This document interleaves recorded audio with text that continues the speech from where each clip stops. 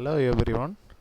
நம்ம இப்போ பார்க்க போகிறது வைஃபை டிரைவர் எப்படி நம்மளோட சிஸ்டத்தில் இன்ஸ்டால் பண்ணுறது அதை தான் பார்க்க போகிறோம். இப்போ ஆக்சுவலி என்னோடய சிஸ்டத்தில் வைஃபை ஆப்ஷன் இருக்குது. ஆனால் பார்த்தீங்கன்னா இதில் வைஃபை காமிக்க மாட்டேங்குது. அப்போ என்ன பண்ணணும்னா, நீங்கள் சிம்பிள் மெத்தடை ஃபஸ்ட்டு உங்கள் மொபைலில் அவைலபிள் வைஃபையை கனெக்ட் பண்ணிக்கிடுங்க. கனெக்ட் பண்ணிவிட்டு அதில் மொபைல் ஹாட்ஸ்பாட் அண்ட் டெதரிங்னு ஒரு ஆப்ஷன் இருக்கும். அதில் யூஎஸ்பி டெதரிங் ஆன் பண்ணிக்கிடுங்க.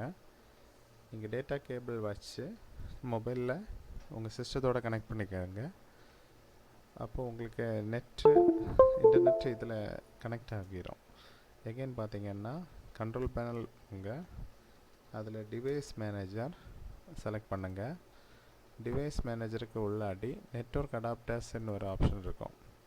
அதில் பார்த்தீங்கன்னா ரைட் கிளிக் பண்ணி ஸ்கேன் ஃபார் ஹார்ட்வேர் சேஞ்சஸ்ன்னு கொடுத்தீங்கன்னாலே ஆட்டோமேட்டிக்காக மேக்ஸிமம் டிரைவர்ஸ் அப்டேட் ஆகிரும். இன்கேஸ் அப்டேட் ஆகாமல் இருந்ததுன்னா உங்களுக்கு அதில் வைஃபை டிரைவர் எது அப்டேட் ஆகலையோ அது ஒரு இண்டிகேஷன் மார்க்கில் காமிக்கும். அது நீங்கள் ரைட் கிளிக் பண்ணிவிட்டு அப்டேட்டட் டிரைவர் ஆப்ஷன் செலக்ட் பண்ணணும். தென் பார்த்தீங்கன்னா search automatically for update driver software அது செலக்ட் பண்ணிங்கன்னா ஆட்டோமேட்டிக்காக கொஞ்சம் டைம் எடுக்கும். டைம்னா ஒரு உங்கள் இன்டர்நெட்டோட வேகத்தை பொறுத்து, ஸ்பீடை பொறுத்து ஆட்டோமேட்டிக்கலி அது உங்களுக்கு இன்ஸ்டால் ஆகிடும். இந்த மெத்தடில் உங்களுக்கு வைஃபை டிரைவர் இன்ஸ்டால் பண்ண முடியும். ஓகே ஃப்ரெண்ட்ஸ், இந்த